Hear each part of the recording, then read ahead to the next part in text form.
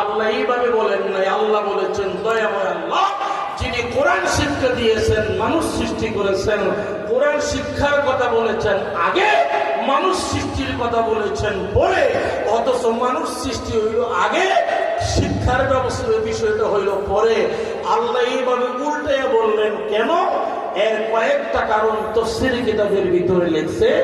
একটা কারণ হলো কোরআন শিক্ষার গুরুত্ব বুঝাইবার জন্য। আমি জানতে চাই আপনাদের কাছে, ইংরেজি শিক্ষা, বাংলা শিক্ষা, অঙ্ক শিক্ষা, ভূগোল অর্থনীতি শিক্ষা, রাষ্ট্রবিজ্ঞান শিক্ষা, এই সমস্ত শিক্ষার দাম বেশি না কোরআন শিক্ষার দাম বেশি? বুঝা বলছেন না দেখা দেখি বলছেন? তালে তালে কি বলে? আমাদের সমাজের অবস্থা কি? কোরআন শিক্ষার দাম আমরা বেশি দেই না ইংরেজি শিক্ষার দাম বেশি দেই? ইংরেজি পড়া একজনে, আমি যে গেলাম তোমার বেতন কত? 10,000 টাকা। মনোযোগ আছে আপনাদের?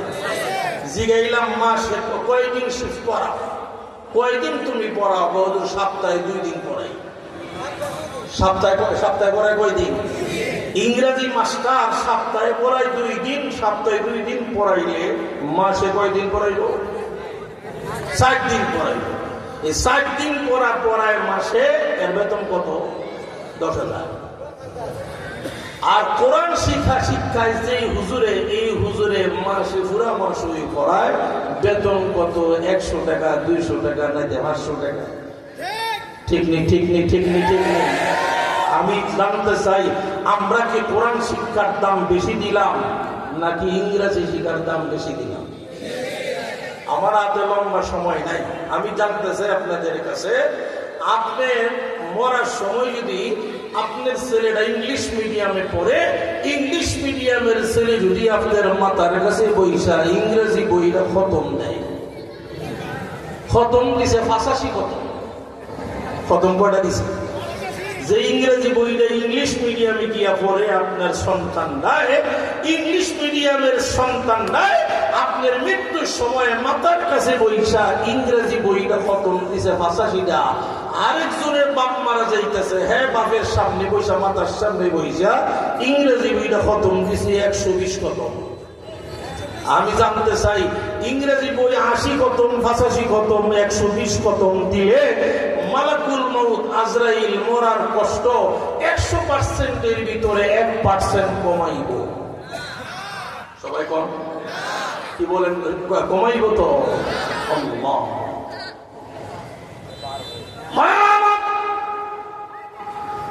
আপনার একটা সন্তান জামিয়া আশরাফিয়া বাইতুল কোরআন মাদ্রাসায় দাওরায়ে হাদিসে বুখারী শরীফের ঘন্টা করে না, আপনার একটা সন্তান ইফতা বিভাগে পড়ে না, উলুমুল হাদিস পড়ে না,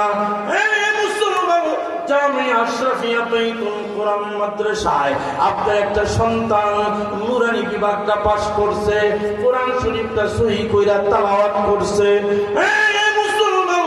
আপনি যদি দুনিয়ার থেকে বিদায় হওয়ার সময় হয়ে যায়, আপনি যদি আপনার যদি সাকরাতুল মউত আরম্ভ হয়ে যায়, ওই সময় যদি আপনার দারুল কোরআন জামিয়া আশরাফিয়া বাইতুল কোরআন মাদ্রাসার ছাত্র আপনার ছেলেটা আপনার মাথার কাছে বইসা ডাক দিয়ে বলে, আব্বা আমি ইংলিশ মিডিয়ামের ছাত্র না, আমি এমবিবিএস ডাক্তারি পাস করি নাই, আমি উকিল ব্যারিস্টার হই নাই, বাবা গো আমি জামিয়া আশরাফিয়া বাইতুল কোরআন মাদ্রাসার নুরানি বিভাগ পাস করেছি,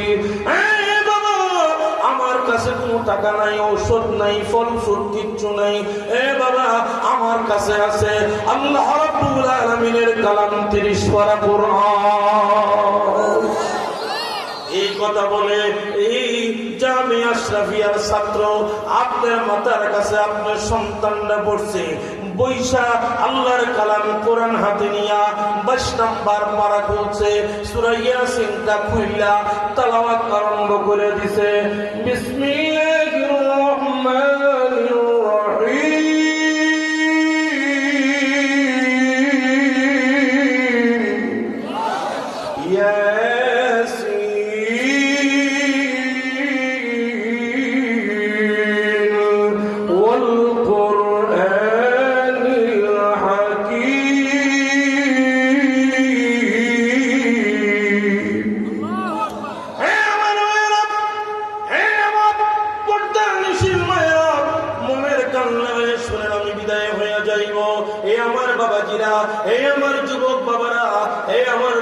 আইসিন মায়েরা, আপনার সন্তান যদি মুসলমান এই জামিয়া আশরাফিয়া বাইতুল কোরআনের ছাত্র নুরানি বিভাগটা পাস করেছে, আপনার মৃত্যুর সময় যদি আপনার সন্তান আপনার মাতার কাছে বইসা আল্লাহ রাব্বুল আলামিনের কালাম কোরআন শরীফের ইয়াসিন সূরা তেলাওয়াত আরম্ভ করে দেয়, সঙ্গে সঙ্গে আল্লাহ রাব্বুল আলামিন ডাক দিয়ে বলেন, ও মালাকুল মউত আজরাইল, আর চাপ দিবি না, আর কষ্ট দিবি না। আল্লাহু আকবার। আমার বান্দার সন্তান ইংরেজি বই পড়ে নাই, আমার বান্দার সন্তান ইতিহাস পড়ে নাই, ভূগোল পড়ে নাই, আমার বান্দার সন্তান ডাক্তারি বই পড়ে নাই, উকিলি ব্যারিস্টারি বই পড়ে নাই। আমার বান্দার সন্তান তার মাতার কাছে বইসা আমি যে কোরআনে কারীম 23 বছর পর্যন্ত বিশ্বনবী মুহাম্মদুর রাসূলুল্লাহ সাল্লাল্লাহু আলাইহি ওয়াসাল্লামের কাছে দীর্ঘ 30 বছর পর্যন্ত আমি নাযিল করেছি, ওই কোরআনে কারীমের দিল হলো ইয়াসিন সূরা, ইয়াসিন সূরা তেলাওয়াত করতেছে। ইয়াসিন সূরার উসিলায় আমি আল্লাহ এই ব্যক্তি এই যে তেলাওয়াত করতেছে তার বাবা তার মা মৃত্যুর যন্ত্রণা আমি আল্লাহ ক্ষমা কইরা দিলাম। একটা সন্তান মায়ের স্তন থেকে দুধ পান করে, দুধ পান করতে করতে ঘুমায় যায়, কোন সময় মায়ের স্তন খানা এই সন্তানের মুখ থেকে বের হয়ে যায়, এই সন্তান যেমন টের পায় না। এত সহজ করে জান থেকে বের করবি, আমার বান্দা বান্দি যেন টের পায় না, কষ্ট পায় না। আমি আল্লাহ ইয়াসিনের ইয়াসিনের উসিলায় ইয়াসিন সূরার বদৌলতে আমি আল্লাহ তার বাপ মার জিন্দেগির গুনাহ মাফ করে তার মরণের কষ্টটা আমি আল্লাহ ক্ষমা করে দিয়েছি। শুধু তাই না, আপনার একটা ছেলে এমবিবিএস ডাক্তার, আরেকটা ছেলে আপনার ইঞ্জিনিয়ার, আরেকটা ছেলে উকিল ব্যারিস্টার, আরেকটা ছেলে জামিয়া আশরাফিয়া বাইতুল কোরআনে কোরআন তেলাওয়াত করেছে, কোরআন শরীফের হাফেজ হয়েছে, হক্কানি আলেম হয়েছে। আপনার যখন জানাজার নামাজ পড়ানো আরম্ভ হয়ে যাবে, আমি জানতে চাই ডাক্তার সাহেব জানাজার নামাজের ইমামতি করবে, উকিল ইমামতি করবে, ব্যারিস্টারে ইমামতি করবে, না কোরআনে হাফেজে ইমামতি করবে? আপনার সন্তান আপনার জানাজার নামাজ পড়াইবার জন্য যখন সামনে হাজির হয়ে যাবে, আল্লাহু আকবার বলে জানাজা শুরু করে দিবে, সন্তানের চোখের পানি গাল বেয়ে ঝর্ণার মতো পড়তে থাকবে। মুসলমান আমার মেয়েরা ও আমার বাবাজিরা, পর্দানিশীল আমার মায়েরা, আপনার সন্তান যদি আপনার জানাজার নামাজ পড়ায়, আপনার সন্তান জানাজার নামাজ আরম্ভ করবে, ওই দিক দিয়ে সন্তানের চোখের পানিগুলো দরদর করে গাল বেয়ে বেয়ে পড়বে। আপনার সন্তান যদি আপনার কবরের সামনে দাঁড়ায় যায়, আপনি মৃত্যুর পরে সন্তান যদি আপনার কবরের সামনে দাঁড়িয়ে হাত তুলে আপনার জন্য দোয়া করে, ইয়াসিন সূরা তেলাওয়াত করে, সূরা ইখলাস 3 বার তেলাওয়াত করে, কান্নাকাটি করে, সঙ্গে সঙ্গে আল্লাহ রাব্বুল আলামিন ডাক দিয়ে বলেন, এই ফেরেশতারা এই বাচ্চাটা কান্দে কেন? এই ফেরেশতারা এই বাচ্চাটা কেন কান্দে তোমরা বলো। আমার মেয়েরা ফেরেশতারা ডেকে ডেকে বলি, ও আল্লাহ, বাবার লাশ সামনে, বাবার কবরের সামনে দাঁড়িয়ে গেছে, রব্বুল আলামিন মায়ের লাশের সামনে দাঁড়াইছে, মায়ের কবরের সামনে দাঁড়িয়ে গেছে, মায়ের পিছনের কথা মনে হয়ে গেছে, বাবার পিতা বাবার পিছনের কথা মনে হয়ে গেছে, সন্তান বাবার স্মৃতি মনে করতেছে, চোখ দিয়ে দরদর করে পানি পড়তেছে। কি কথা? সন্তানের মনে হয়ে গেছে আমার এই বাবা সারাদিন রিক্সা চালাইতো, আমার এই বাবা সারাদিন ট্রেন চালাইতো, অটো চালাইতো, আমার এই বাবা সারাদিন মানুষের জমিনে কাজ করতো, মানুষের মেইলে চাকরি করতো। আল্লাহ, আমার বাবা সারাদিন পরিশ্রম করে বাড়িতে আসলে আমি দেখতাম আমার আব্বার ধান গুলো গাল বেয়ে বেয়ে পড়তেছে। আয় আল্লাহ, আমি আব্বাকে আব্বা বলে ডাক দিলে আমার আব্বা পরিবার কথা মনে রাখতো না। আমার আব্বা আমার টান দিয়ে আমার আব্বা আমার গালে চুমা দিত, আমার দোকানে নিয়ে কত মজার খাবার কিনে দিত। আজকে আমার আব্বা লাশ হয়ে আমার সামনে শুয়ে আছেন, আমি জানাজার নামাজ পড়াইতেছি। আল্লাহ, আমার জনম দুঃখিনী মা আমাকে 1 মাস না 2 মাস না আল্লাহ 10টি মাস পর্যন্ত আমাকে পেটে ধারণ করেছেন। আমার মা আমাকে পেটে ধারণ করে ঠিক মতো খানা খাইতে পারে নাই, আল্লাহ রাত্রি বেলায় ঘুমাইতে পারে নাই। আমি আমার মায়ের কলিজায় কত আঘাত দিয়েছি, আমি আমার মায়ের কলিজায় কত লাথি মারছি। রব্বুল আলামিন, আমি যখন দুনিয়াতে আসছি আমার পায়ের আঘাত আমার মায়ের কলিজায় যখন লাগছে, আমার মা অজ্ঞান হইয়া জমিনে পড়ে গেছে। গরু কুরবানি করলে যেমন রক্ত আমার মায়ের পেটের এমন রক্ত দিয়া ঘরের মাটি লাল হয়ে গেছে।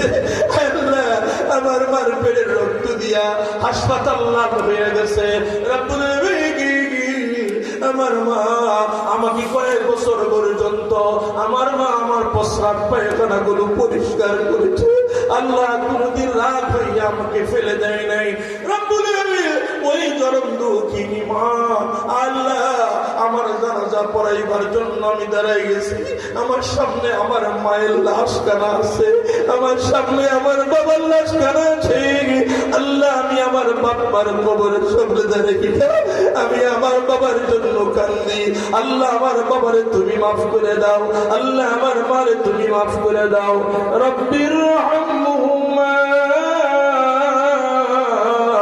কামা রব্বায়ানি সগীরা।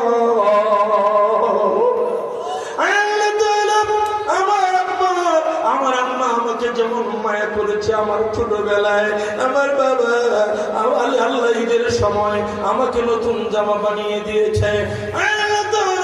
ঈদের সময় আমার আব্বা আমাকে নতুন জুতা কিনে দিয়েছে। আমার আব্বা গরিব মানুষ ছিল, নিজে ছিঁড়া জামা দিয়ে ঈদ করেছে, নিজে পুরাতন জুতা দিয়ে ঈদ করেছে। আমার আব্বা আমাকে ঈদের সময় নতুন জামা বানিয়ে দিয়েছে। আল্লাহ, আমার মাকে আমি দুনিয়াতে কষ্ট দিয়েছি, আমার মাকে তুমি জাহান্নামের আগুনে জ্বালাইও না। আমার আব্বারে তুমি জাহান্নামের আগুনে জ্বালাইও না। আমার ভাইরা, আপনার সন্তান জামিয়া আশরাফিয়া এই বাইতুল কোরআন মাদ্রাসার হেফজখানার ছাত্র, নুরাই বিভাগের ছাত্র, আপনার সন্তান হক্কানি আলেম হয়ে গেছে, কোরআনের হাফেজ হয়ে গেছে। আপনার মৃত্যুর পরে যদি আপনার সন্তান আপনার জানাজা পড়ায় আর কান্দে, আপনার কবরের সামনে দাঁড়াইয়া চোখের পানি ছেড়ে ছেড়ে কান্নাকাটি করে আমার আল্লাহ ডেকে ডেকে বলেন,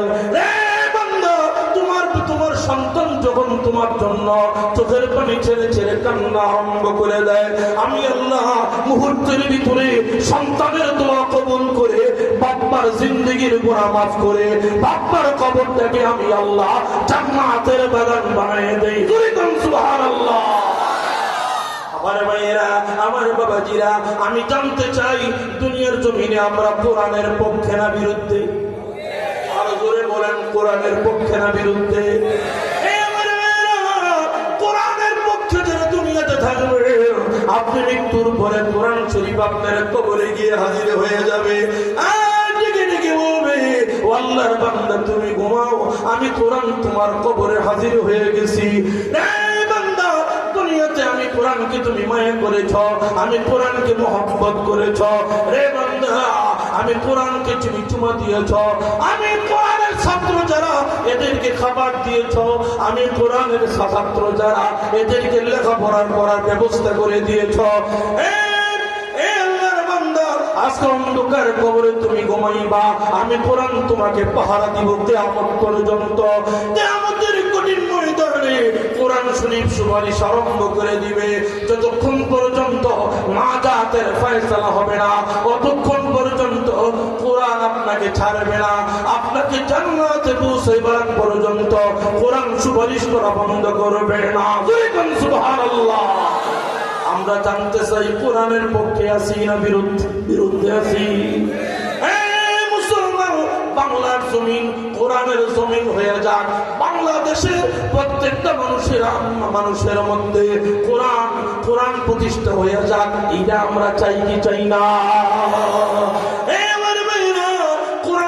যদি বাংলাদেশে প্রতিষ্ঠা হয়, বাংলাদেশে দুর্নীতি থাকবে না, বাংলাদেশের টাকা মুসলমান আমেরিকা পাচার হবে না, বাংলাদেশের টাকা কানাডা পাচার হবে না, বাংলাদেশ মুসলমান সিঙ্গাপুর হয়ে যাবে কয়েকদিনের ভিতরে। জোরে বলেন ঠিক কিনা? আমি জানতে চাই আপনারা কোরআনের পক্ষে না বিরুদ্ধে? কোরআন শরীফ কত পারা? সবাই বলেন কত পারা কোরআন? আজকের এই মাহফিলের ভিতরে এমন কোন ভাই আছেননি হুজুর কোরআন শরীফ 30 পারা, হুজুর আমার মা নাই অথবা বাবা নাই, 2 জন নাই অথবা 1 জন নাই, হুজুর আমি আমার আব্বা আম্মার নামে এই জামিয়া আশরাফিয়ার ছাত্রদের কোরআন শিক্ষা দেওয়ার জন্য আমি কোরআন 30 পারা, আমি 30,000 টাকা মাদ্রাসায় দিয়ে দিব, এমন একটা ভাই আমি চাই। কে আছে? 30 পারা কোরআন একজন হুজুর কোরআন শরীফ 30 পারা, আমি 30,000 টাকা, আমি আমার বাবার নামে 15,000, আমি আমার মায়ের নামে 15,000, হুজুর আমি আমার আব্বা আম্মার নামে এই মাদ্রাসা এতিম অসহায় যারা ছাত্র আছে এদের খাবারের জন্য, এদের কোরআন শিক্ষার জন্য আমি 30,000 টাকা কোরআন শরীফ 30 পারা, এই 30,000 টাকা এই মাদ্রাসার জন্য আপনি জমা দিবেন। এমন কে আছেন? 30,000 টাকা আমি চাইলাম, আসেন নিয়ে একটা ভাই কোরআন 30 পারা, আমি 30,000 টাকা চাইছি, বলেন না একজন ভাই? একজন ভাই চিনলি আল্লাহর কালাম 30 পারা আপনাকে কবরে সুপারিশ